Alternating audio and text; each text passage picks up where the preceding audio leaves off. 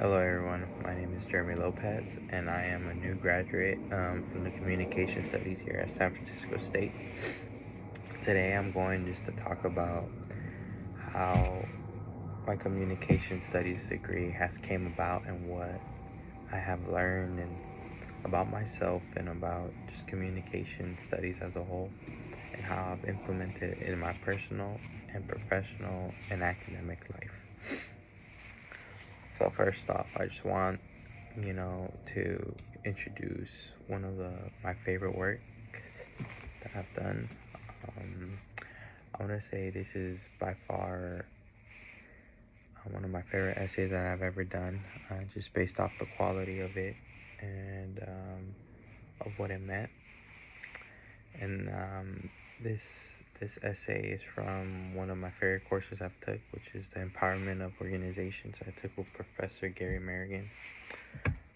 This essay really exemplified the essence of of the important groups that are in our society, especially work groups. I decided to go with something a little out of the ordinary, just because like communication studies, I try to stay as true to myself as possible throughout my journey here at San Francisco State, and I picked professional wrestlers as a group that might be oppressed in some way, um this essay is practically just about how professional wrestlers have been oppressed, and they've been vilified and mistreated just because of their line of work, and a lot of people fail to understand the complexities and the difficulties that a professional wrestler has to do or has to go through in their life in order to obtain their career. So I'm gonna go read my essay from top to bottom. In our world today, there are so many different groups and communities that need empowering. Whether it's the workplace, in society, or in communities, there are many who suffer oppression and feel like they have no voice to end this oppression. The group that I decided that I would want to empower are those who take part in the profession and sport known as professional wrestling. The reason I chose to empower professional wrestlers is because I feel like it is very important, considering how professional wrestling had a lot to do with my childhood, because it was something that I would watch every Monday and Friday night and develop my imagination in many ways that would surprise many people and not only touch me but also touch the hearts of many different people around the world.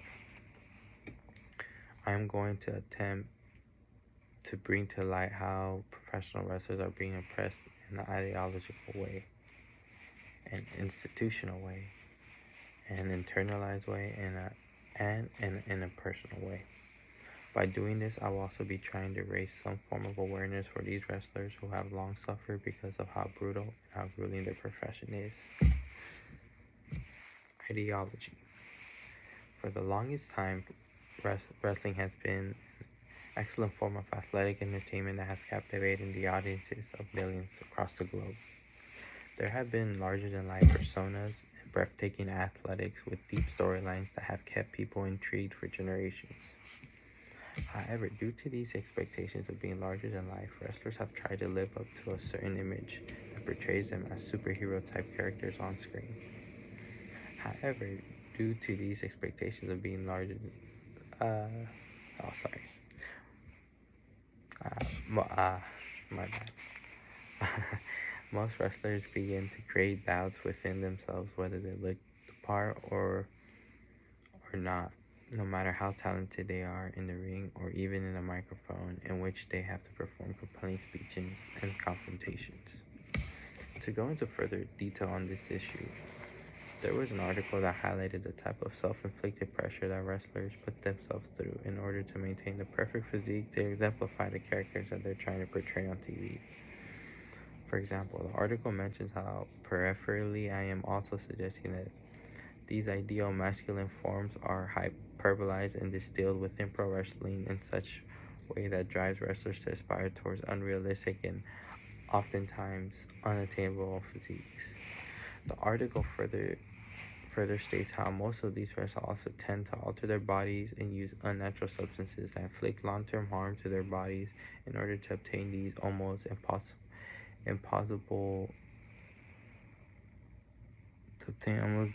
impossible physiques.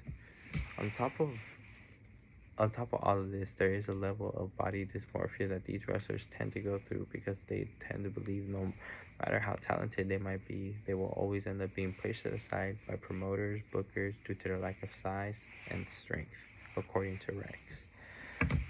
This makes you wonder about the mental health of these athletes and how harmful that just the ideology of wrestling can be to the wrestler's mental health. And this is not really talked about because there's a certain level of toughness that wrestlers have to portray as well. Now we go into the institutions part. Now we're going to talk about the institutions of wrestling and the companies that are responsible for signing off wrestlers' checks every time they go out and perform and entertain.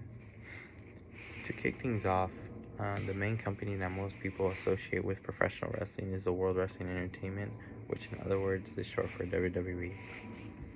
In a way, WWE has monopolized the wrestling industry in many ways than one.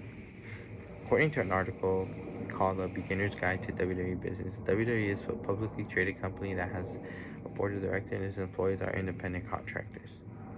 One may ask how all of this affects its athletes, and it does because most of the WWE wrestlers are well compensated, but most of the time their contracts are not guaranteed like most professional athletes' contracts are.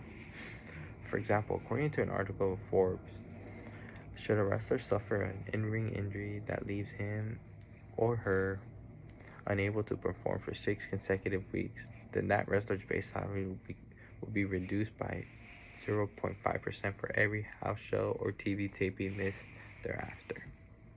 In addition to this, most of these wrestlers are required to work around 300 days a year, which one can imagine how grueling and exhausting this schedule could be. This just paints the question and the picture of how unprotected wrestlers are financially and in terms of their career.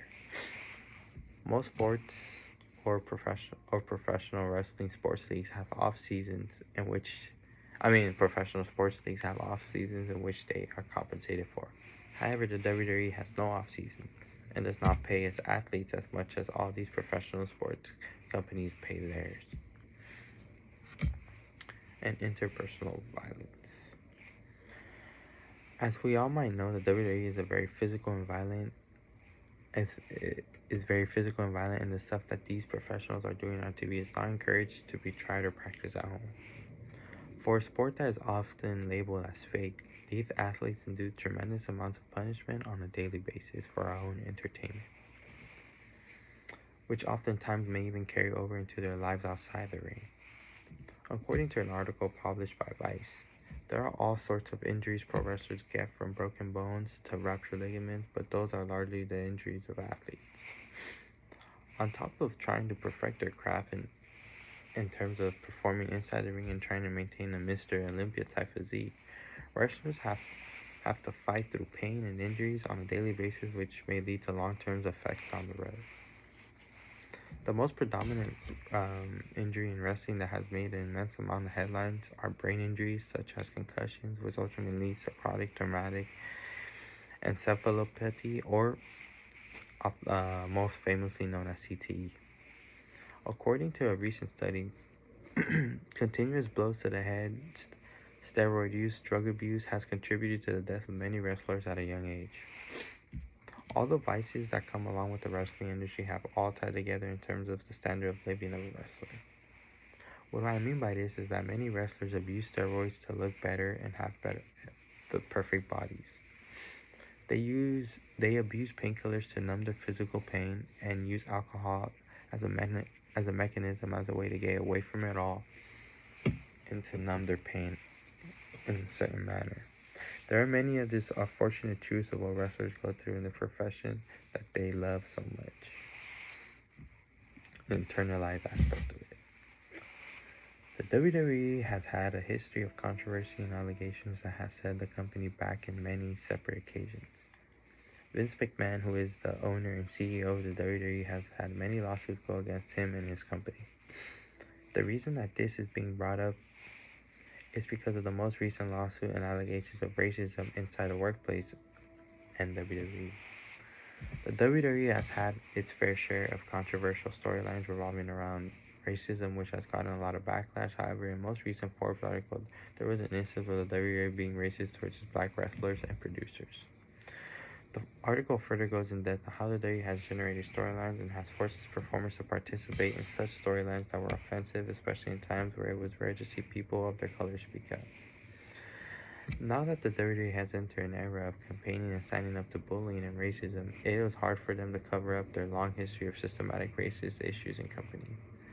This is just one of the small snippets of internalized oppression and the issues that wrestlers go through on a daily basis. Considering those who might be of color or those who might not look the part to even be a wrestler. And now we go to the empowerment part of the essay. One may ask how we can empower a group of wrestlers or just wrestlers in general. Empowerment can be achieved within this group by beginning to implement a system that allows them to have more of a union type lifestyle that can reassure them a better life after wrestling. Wrestlers go through a lot every year, even if some of them do get compensated well, and some are even in the seven figures. For the most part, most of them struggle to make ends meet on top of dealing with the grueling environment of the wrestling industry in general. A union for wrestlers should not only be a union for wrestlers will not only secure financial instability, we can also secure health long term. And in Roger Stringall's article, empowerment is defined as the process through which individuals perceive that they control situations. Wrestlers need to start controlling their own situations and lives, especially considering that they're technically independent contractors. They need to empower more stability and health above all. That is my essay. I remember I had a pretty hard time trying to piece this essay together because I try to involve many different ways that we can empower wrestlers. And out of all my projects, I think this one is the one I choose because it's the one I kind of felt the most tied to, just because I felt like it was me. And as I continue on my communication journey, whether outside of school or maybe perhaps even a master's program, I want to implement stuff that's more closer to me while using and implementing the theories that I learned. I feel like in terms of my time here in San Francisco State, I have developed many skills. The skills of open-mindedness, I feel like, is one, and also the skill of public speaking, as well as also citing sources, appropriate academic peer-reviewed articles, journal articles that help me with my studies, my presentations, and my papers. And that's an important skill, especially as we live in a world filled with plagiarism.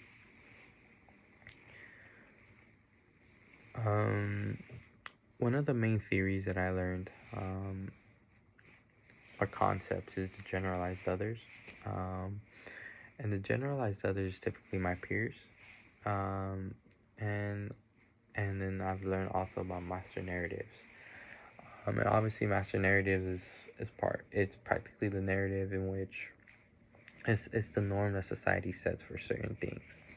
And I think the norm for a lot of times for communication studies scholars is for people to be, well spoken, be academically, be literate, and just be on top of the game. But that might not be the case for a lot of people. A lot of people actually enjoy the studies of communications and why relationships and the ideas of oneself, really come about, and the study behind that. And I think and the generalized others just fits this criteria, just because even though we might see what others might be doing, we sometimes allow us to influence us and not make us have our mind of our own. or what the master narrative is of us being able to, being able to write and speak. Some of us might not have that capability, but my time here in SF State, I wasn't that well spoken or well informed or well prepared, but I feel like I ended up being on the top of my game on a lot of my speeches I had to do for my communication classes.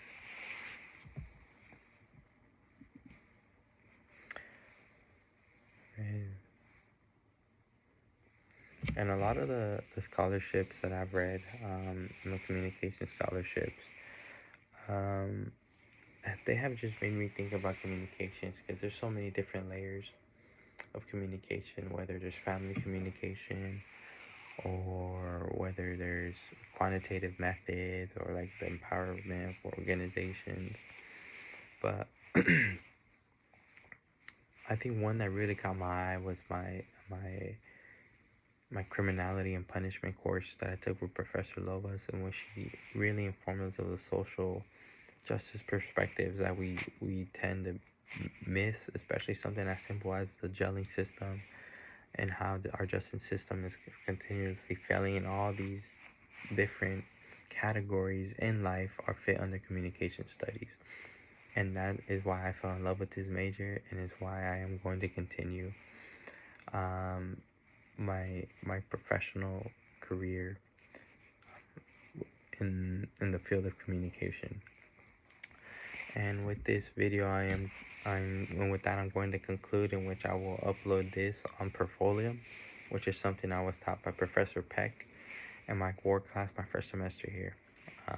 And so all the communication studies faculty and faculty of SF State can see my work. Thank you.